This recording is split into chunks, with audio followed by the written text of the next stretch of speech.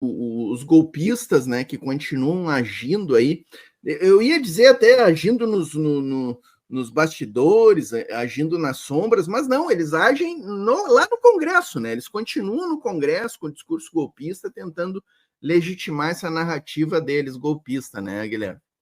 Exatamente, e isso eu tenho uma hipótese já que eu trabalho já há um certo tempo, já há uns 2 anos aproximadamente, que é a de que há um golpe em curso no Brasil, e nós vemos inflexões desse golpe acontecendo algumas vezes. Por exemplo, esse 8 de janeiro de 2 anos atrás foi uma inflexão desse golpe em curso no Brasil. Nós estivemos muito próximo, como disse o próprio ministro Barroso do STF, estivemos muito próximo do inimaginável. Eu ouvi agora há pouquinho a entrevista do Safatli no Inteligência Limitada, não pelo podcast, mas pelo Vladimir Safatli, que eu considero um bom intelectual, um intelectual público. Ele disse com todas as letras, só não houve golpe porque não houve não houve o apoio internacional, diga-se o apoio norte-americano. E o Safatli concluiu o raciocínio dizendo, se fosse Trump o presidente, talvez o golpe tivesse se consumado por completo. Então, o dia 8 estivemos muito próximo do inimaginável. E essa demonstração a gente pode ver a todo dia. Eles continuam resilientes, eles continuam insistentes e eles continuam presentes. Eles estão organizando atos em contranarrativa, porque a história que vai ser contada é a que vencerá, né? Os vencedores contarão a história. E eles continuam se vitimizando, dizendo que são vítimas, então tem um ato em defesa dos familiares e vítimas do 8 de janeiro, que eles se consideram vitimados, perseguidos políticos, coisas que eles não são, a gente sabe. E tem gente grande do Congresso Nacional, tem grandes parlamentares, grandes porque gente com votação extensa dentro da Câmara e do Senado. Eu cito aqui o Eduardo Girão, que é do Novo do Ceará, o Magno Malta, que é do PL do Espírito Santo, cito aqui o Rato Branco nosso aqui conhecido, o Marcel von Hatten, que é do Novo do Rio Grande do Sul, a própria Bia Kicis, que é do PL lá do Distrito Federal, e a Júlia Zanata, que é do PL ali de Santa Catarina, e ainda tem o Rodrigo Valadares, do União do Sergipe. Note que tem reverbera dentro do Congresso também essas tentativas de contragolpe, que é contra, muito provavelmente, como eles tentarão chamar tudo isso. Eles dizem que houve um golpe no Brasil, eles têm a narrativa deles e sempre tiveram, assim como tiveram a do 64, né, que eles chamam de contra-revolução, eles tentam emplacar a história deles. E eles estão fortes, eles estão organizados e a gente tem que estar sempre, sempre, sempre, sempre atento a tudo isso. Eu me lembro, só para fechar esse raciocínio, eu me lembro que em 2014, 2015, eu dava aula na escola, eu não estava na universidade ainda. Eu estava na universidade privada, não na universidade pública. Eu me lembro que se comemorava lá os 30 anos da abertura política, os 30 anos da democracia, e eu me lembro como se fosse hoje, eu tinha a nítida sensação de que nós tínhamos uma democracia consolidada. E eu me lembro que eu deixava transparecer isso para os alunos, pois o tempo mais recente, os últimos 10 anos, foi mostrar a todos nós que não existe democracia consolidada. A democracia é uma luta diária, mesmo essa, em seu formato burguês, formal, mesmo essa, que quando a gente está diante do abismo do fascismo, essa já parece bastante interessante. E é essa que a gente tem que defender, porque foi ela que foi ameaçada desde o golpe contra Dilma, depois a efetivação do golpe com o governo Temer, a institucionalização do golpe com o desgoverno Bolsonaro e Guedes, até a volta do poder do presidente Lula com mais uma inflexão desse golpe que está em curso, está vivo e a gente precisa sempre estar atento e lutar contra ele. Perfeito. Essa tua fala ela vai ao encontro do que disse o ministro Lewandowski na cerimônia que eu estava assistindo agora há pouco. Ele falou que estejamos firmes, unidos e vigilantes, diz o Lewandowski, né? Vigilantes em relação aos golpistas aí e ao fascismo que está sempre presente, né, Guilherme? A gente achava que tinha derrotado o fascismo lá em 1945, né, na Segunda Guerra Mundial, mas não derrotamos o fascismo, né? Ele continuou vivo, ele continuou presente. E isso aqui sempre bom a gente lembrar, né? Eu estava assistindo um documentário esses dias, a valsa agora eu não me lembro o nome do político austríaco que presidiu a ONU por 10 anos. E ele era um capitão do exército da SS. Participou de um massacre na Iugoslávia, e era um cara que era nazista e presidiu a ONU. Então, é só para a gente ver como os fascistas eles continuaram presentes, né, com cargos influentes, mesmo após o fim da Segunda Guerra Mundial e a derrota do exército nazista, né? Mas eles continuaram presentes, assim como essa questão da vigilância pela democracia e contra a ditadura é uma questão fundamental que a gente precisa exercitar diariamente, né? E aí eu acho que vem a importância de uma data como essa, o 8 de janeiro, né? Porto Alegre, por exemplo, tem uma lei do Adilson Oliboni, né? Foi o vereador que propôs a lei, e foi uma lei, veja só, uma lei aprovada, mesmo com essa Câmara de Vereadores de Porto Alegre, que a gente sabe que é uma das piores que a gente tem aí, né? E conseguimos aprovar essa lei, exatamente porque este valor da democracia, né, é muito caro para nós, enquanto sociedade, né? Saiu agora, por exemplo, uma pesquisa aí indicando que uma grande fatia do eleitorado bolsonarista condenou os atos de 8 de janeiro, né? E, inclusive, responsabiliza o Bolsonaro, gente que votou no Bolsonaro e que responsabiliza ele pessoalmente pelos atos, né? Então a gente vê a importância dessa data, da gente, né, falar muito sobre ela e inclusive trazer outros episódios, né, de ditadura. Eu acho que também essa data a gente acaba trazendo 64 de volta, né? Em Porto Alegre, por exemplo, ó, eu estava lendo há pouco, teve um ato ali na frente do Dopinha, aqui em Porto Alegre, né, que era o Dopinha de DOPS, né? O DOPS era onde os presos políticos eram levados lá em São Paulo, né, na Operação Bandeirantes. O Rubens Paiva provavelmente foi levado ao DOPS antes de ser assassinado, né? Deve ter sido torturado lá dentro. E Porto Alegre tinha o seu Dopinha, né? Que ele fica ali ficava na Santo Antônio ali, né? Que é uma rua bastante conhecida aqui de Porto Alegre. E aí, hoje se realizou um ato simbólico ali, com um escracho, né? Foram estendidas faixas em frente ao Dopinha. Esse aqui, então, é o prédio do Dopinha, né? E ele é um casarão, né? Que está localizado ali numa região central de Porto Alegre, né? E o que eu achei interessante dessa matéria é o seguinte, ó, eu estava lendo, aí ele até fala aqui da proposta da deputada do PT, a Juliana Souza, né, para a criação de uma frente parlamentar de memória, verdade e justiça na Câmara de Porto Alegre, né? Primeiro dia do mandato ela já lançou essa proposta.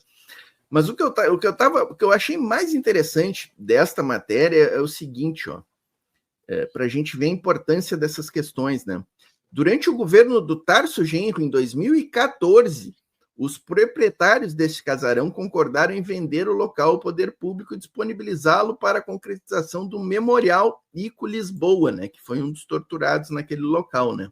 Sim. O processo do memorial parou a partir da eleição do Sartori, que se elegeu como Sartonaro aqui em Porto Alegre. Claro, né? sim. Em 2000, olha isso aqui, Guilherme. Em 2022, o imóvel chegou a ser oferecido numa plataforma de aluguel temporário. Então, tu vê como essas questões são... Imagina o absurdo de uma pessoa alugar o casarão do Dopinha e pessoas alugariam sem saber que aquilo ali foi uma praça de tortura. Exato. Talvez viessem passar um fim de semana em Porto Alegre e passassem um fim de semana dentro de um local que foi local de tortura. Olha que coisa absurda isso aqui, Guilherme. Então, para a gente ver assim, como é significativo, né, esse processo de memória, né, de trazer de volta esses fatos para que realmente eles não sejam esquecidos, porque, sabe, eu fiquei estarrecido quando eu li esse detalhe, que o imóvel foi colocado para alugar no Airbnb, uma coisa assim. Que absurdo.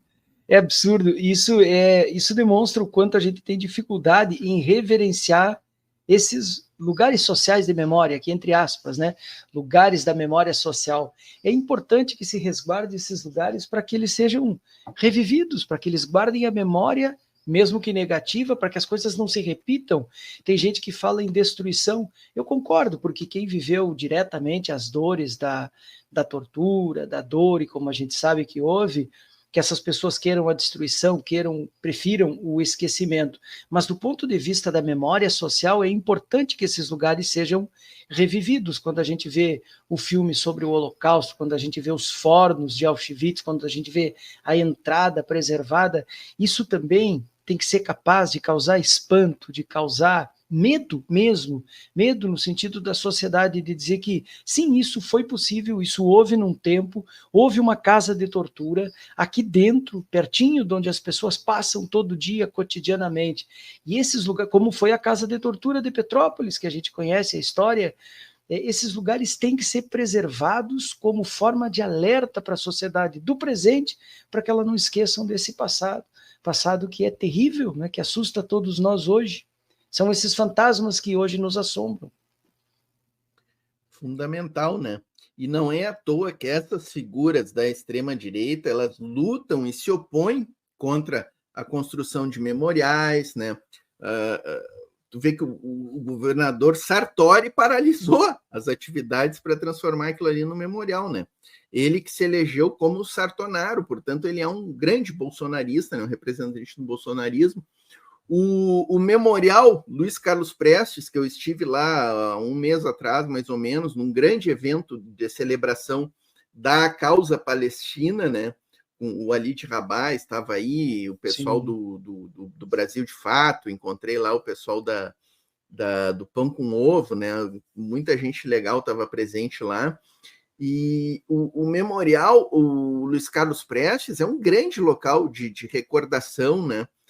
Dessas experiências importantes de democracia popular, né, de construção de um Brasil diferente, né?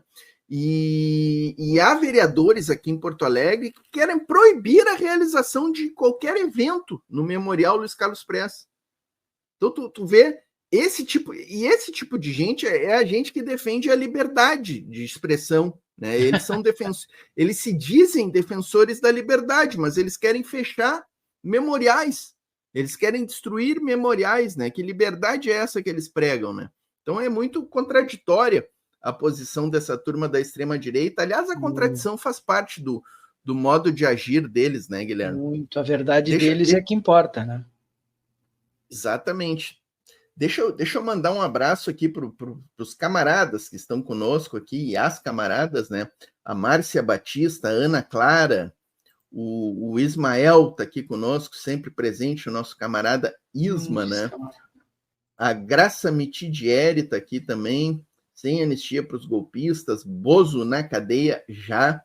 O Jorge Tadeu Magalhães, a anistia é um incentivo para novos golpistas. O Nonato Raimundo, o nosso grande Givalber Arruda aqui, ó, tá nos bastidores aqui conosco. Muito boa tarde, comunidade da Resistência. Tem que dizer para ele que nós estamos cuidando muito bem da lojinha. Estamos cuidando da lojinha, tá, Givalber? Qualquer coisa tu entra aqui, Givalber, se a gente passar dos limites aqui, ó. A Maria Conceição Virgulino está conosco aqui, o Paulo Fernando Carvalho, tem muita gente mesmo aqui conosco, João Pereira Silva, Carlos Henrique Silva também conosco aqui, o VK dizendo que o modelito da Janja Rosa Pink estava top demais. Aliás, me chamou a atenção um outro detalhe ali na cerimônia, Guilherme. O Arthur Lira, de novo, ausente, né? De novo, claro. O seu Arthur Lira ausente. Marcando posição. Marcando posição, Portinho, é impressionante, marcando posição, mas como se ele não estava, justamente, marcando posição, o de não aparecer deste lado do poder. Ele cada vez se diferencia por contraste, por oposição. Ele é o homem que administra o orçamento secreto, e ele sai agora do holofote principal, e ele muito provavelmente prefigure como uma das eminências pardas da próxima gestão da Câmara dos Deputados. Esse cara concentra muito poder, ele é da Frente Parlamentar Agropecuária, são 350 parlamentares que votam em bloco sobre aquilo que interessa ao agro, ao empresariado, ao rentismo no Brasil. O Lira é um poderoso, ele é um verdadeiro gangster dentro do Congresso Nacional. Por isso ele não está, e ele não estará. É importante, inclusive, em determinado ponto, vai ser importante que a gente diga que bom, no fim das contas, que não esteja, porque é melhor, claro que do ponto de vista institucional é importante que todos estejam, mas também é importante diferenciar-se nessas horas daqueles que não estão do lado da democracia, e o Lira definitivamente não é um democrata. Exatamente, perfeito. Realmente ele está marcando posição ao não comparecer a estes atos, né? Deixa eu seguir nessa batida aqui do 8 de janeiro, né? Mas ampliando um pouco o debate, que eu quero ouvir o professor Guilherme, sobre a questão da responsabilização desses golpistas, né?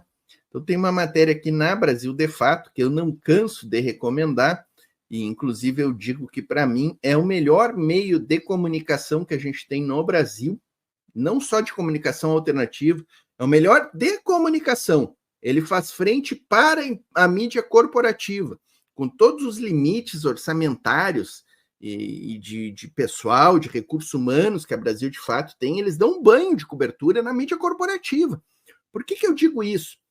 A Brasil de Fato, pessoal, ela tem correspondentes em Moscou, em Xangai, em Caracas, na Europa. Então, ao contrário da mídia corporativa, que tem correspondentes aonde? Em Nova York, Londres e Bruxelas. Então, quando eles querem falar de China, quando eles querem falar de Japão, o cara fala lá de Londres. Lá de Londres falando sobre China. Lá de Nova York, o cara fala aqui sobre Buenos Aires, sobre a eleição do Uruguai, entendeu? Que é um absurdo, né? Do ponto de vista jornalístico, isso aqui é um completo absurdo.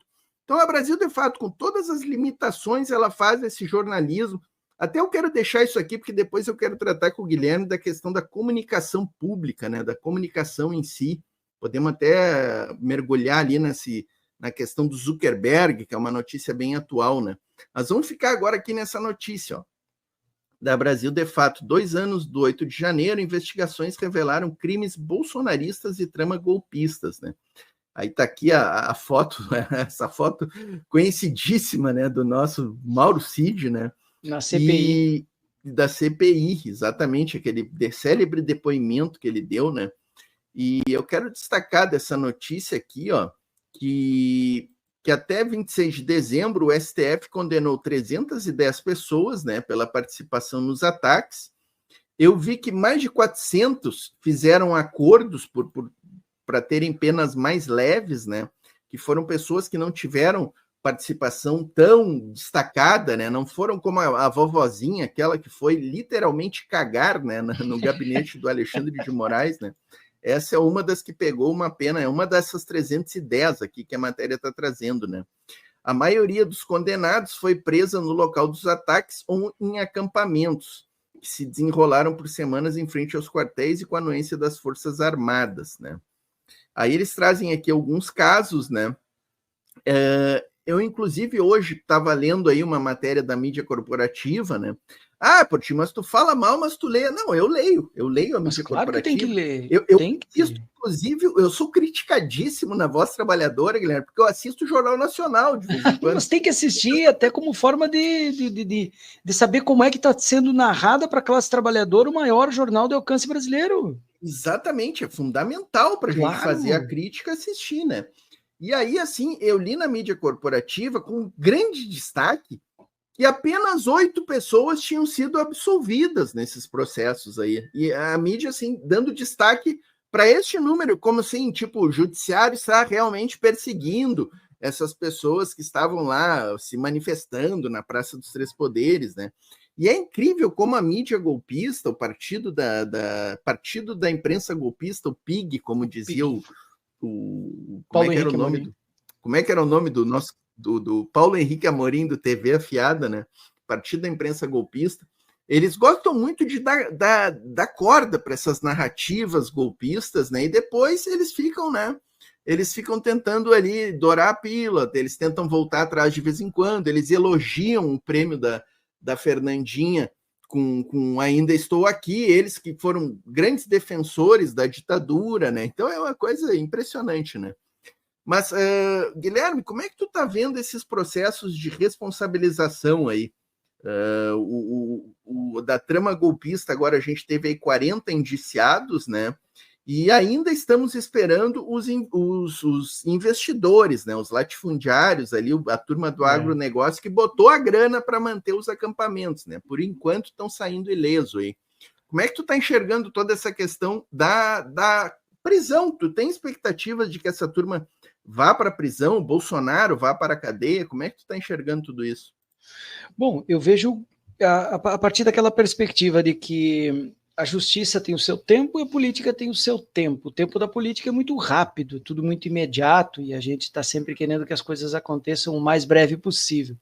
A justiça, no entanto, tem o seu tempo, e esse tempo faz parte do próprio processo do devido processo legal, da ampla defesa, do contraditório, do levantamento das provas, do indiciamento, da comprovação, da questão pericial. É preciso que tenha isso. Se forem feitos processos assodados, se forem feitos processos que passem por cima do devido processo legal, quer dizer, de como tem que correr um processo, é muito provável que lá na frente as coisas todas sejam revertidas. Então, eu lá no início, há um tempo atrás, digamos assim, até ali a pandemia, um pouco depois, eu era bastante pessimista em relação a tudo isso. E aí depois, conforme as coisas foram andando, conforme tudo foi se desenrolando, eu comecei a perceber o tempo da justiça e o quanto é necessário que esse tempo seja, de fato, respeitado. Quanto à questão dos golpistas lá do 8 de janeiro, tem muita gente condenada, e com penas pesadas, porque o crime é pesado. É ataque violento ao Estado de Direito, ataque às instituições, enfim, são crimes pesados, formação de quadrilha, são crimes pesados, e penas pesadas requerem processo de investigação muito forte, processo de perícia muito forte e processo de julgamento muito forte. Muitos deles eram pessoas que estavam ali sem ter a noção exata da gravidade do que estavam fazendo. Eu sou desses, sou meio ingênuo, parece, ao dizer isso. Muita gente foi, digamos assim, entre aspas, na onda, entrou no ônibus, foi lá protestar pela democracia. Claro, aquela onda fascistizada, completamente, como é que diz o professor João César de Castro Rocha, movidos por uma insanidade coletiva, assim, não é? E, de repente, foram pegos numa trama sem tamanho de destruição de patrimônio público, crimes de vandalismo e coisas que tais.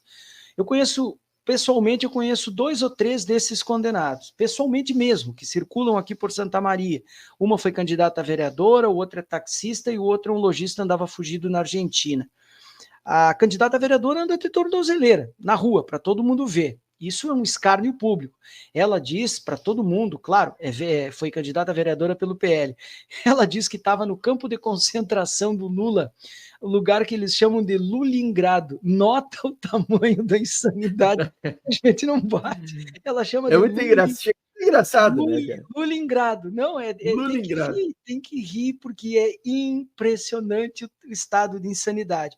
Não, é assim, né, Guilherme? Eles não têm nem ideia da importância do que foi Leningrado. Exato, né? Claro. Da importância de Stalingrado na história mundial, né? Então, quando eles fazem isso do Leningrado, a gente ri porque é de uma barbaridade intelectual isso aí. É de uma burrice impressionante, é de uma estupidez sem tamanho. Muitos deles perderam algo que do ponto de vista moral, muito importante, que é o réu primário. Eles foram condenados, têm uma condenação penal agora, a partir de agora, em suas vidas, pesando sobre si. E quem já sofreu qualquer processo, mesmo que injustamente, sabe que a condenação começa com o processo. O processo em si já é uma condenação. Então, o fato das instituições terem funcionado a ponto de ter alcançado essas pessoas, julgado e condenado, isso é um fato relevante na história. Muito provavelmente, daqui a décadas, isso figure nos livrinhos de história lá das escolas, das universidades. Muito provavelmente isso esteja elementos da história brasileira. E aí temos agora esse novo processo, que é o indiciamento agora desses 40, 27 deles militares e militares de alta patente, algo que é inédito na história brasileira. Militares já foram condenados, já foram julgados e condenados, mas por crimes militares em tribunais militares.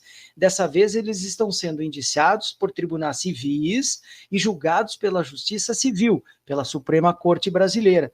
Eu tenho uma visão muito clara sobre justiça militar. Justiça militar deveria ser algo muito ocasional, casual e residual. Por exemplo, quando acontecem guerras, por exemplo, aí então deverá se instituir uma justiça militar. Fora isso, a existência em si de uma justiça militar é a demonstração concreta de que a democracia está mitigada nesse lugar. Julga-se militares simplesmente por serem militares, independente da natureza do crime.